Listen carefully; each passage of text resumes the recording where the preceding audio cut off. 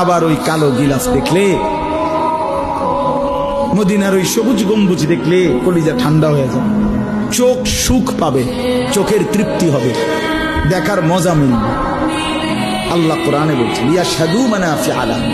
আল্লাহকে যদি জিজ্ঞেস করে বান্দা কেন আমি হজে যাব, আল্লাহ বলে আয়েশা দেখো, লিয়াশহাদু, সে যেন আয়েশা দেখে।